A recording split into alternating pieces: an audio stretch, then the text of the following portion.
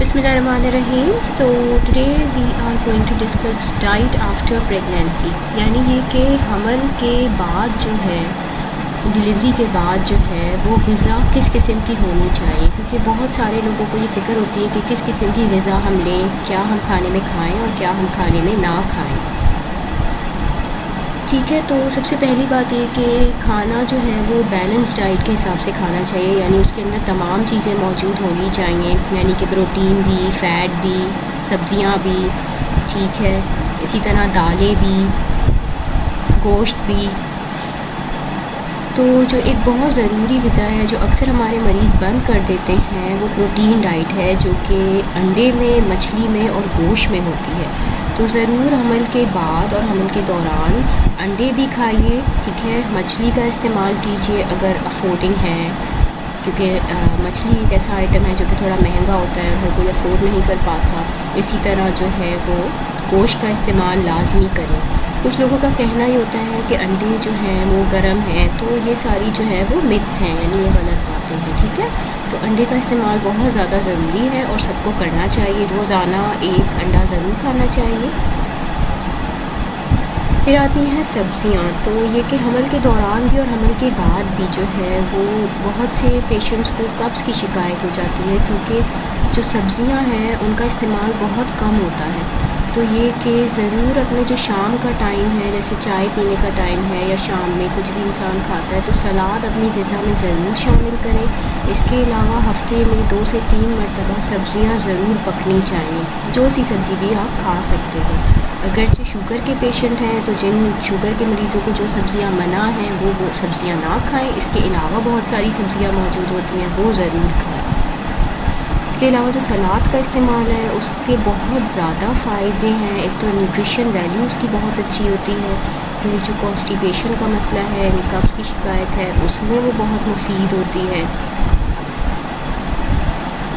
फिर complex carbohydrates हैं, जैसे कि कुछ शुगर के मरीज़ होते हैं तो वो हर चीज़ नहीं खा सकते हैं, तो उनके लिए जैसे किडनी बीन्स होते हैं, यानी लोबिया के जो बीज होते हैं, लोबिया के दाने, लोबिया जो कहलाता है वो ज़रूर खाएं। बाकी मटर होते हैं, ठीक है, इसी तरह ब्लैक बीन्स होते हैं। बाकी अगर दलिया है तो जौ का दलिया बहुत ज़्यादा मुफीद होता है। इसी तरह बेरीज़ होती हैं, ठीक है। और बाकी ये कि चावल, चीनी का इस्तेमाल तो शुगर के पेशेंट के लिए मना होता है, तो अगर वो लेना चाहते हैं तो ब्राउन राइस ले सकते हैं।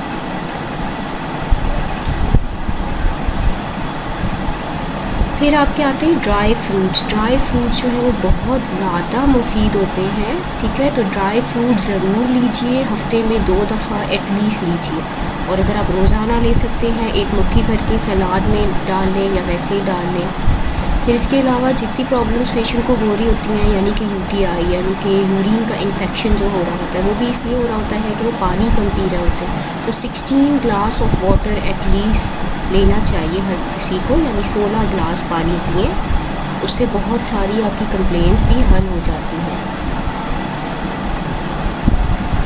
ठीक है। फिर ये होता है कि ग़िज़ा कौन सी ना खाएं। तो देखिए, जितने फ्राइड आइटम्स हैं, फ़ास्ट फूड हैं, जितने स्पाइसी आइटम्स हैं, क्योंकि आपके जो एसिडिटी हो रही होती है या गर्ड के प्रॉब्लम्स हो रहे होते हैं, वो प्रेगनेंसी में बहुत ज़्यादा होते हैं, प्रेगनेंसी के बाद भी होते हैं। इसी तरह वेट गेन का प्रॉब्लम होता है, तो ये कि फ्राइड आइटम्स में कुछ भी ऐसा काम का नहीं होता। बाकी ये कि आपके जो कैन फूड्स होते हैं वो अवॉइड करें, ना लें।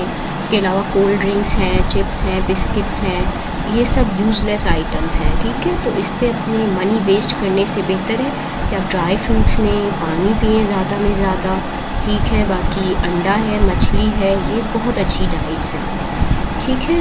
तो ये एक जो है वो शॉर्ट सी वीडियो बनाई गई थी ताकि ये कि लोग इसको देख लें और ये कि उनके मामलात हल हो जाएं आसानी से। Thank you.